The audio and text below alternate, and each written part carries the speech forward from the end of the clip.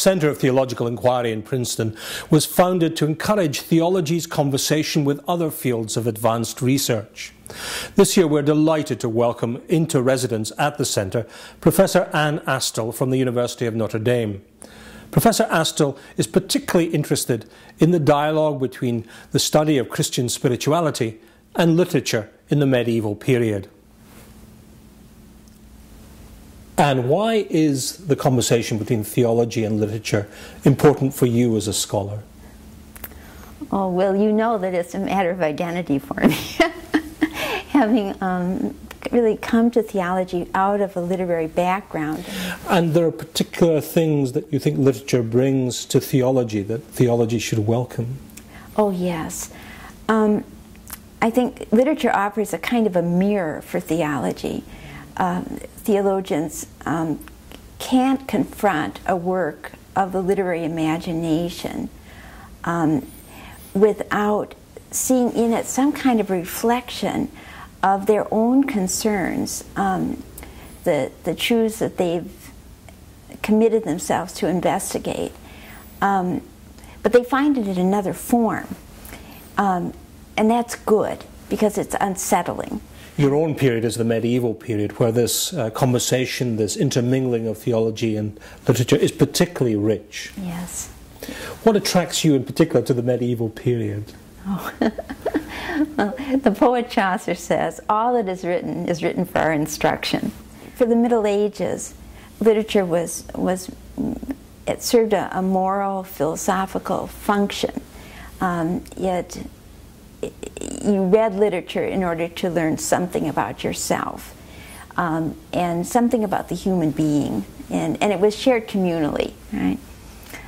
So they really understood literature, Christian poets did, as an extension of Scripture, and wanted to share a bit, you know, in the mantle of the prophets. Chaucer applied to himself the word of St. Paul for his own poetry. Do you think today literature has a similar contribution to make to theology? Is it just decorative, interesting, but not really making a profound impact on contemporary theology, or do you think it has that great potential? I think it has a great potential, and that contemporary theology is turning with a good instinct, you know, to literature.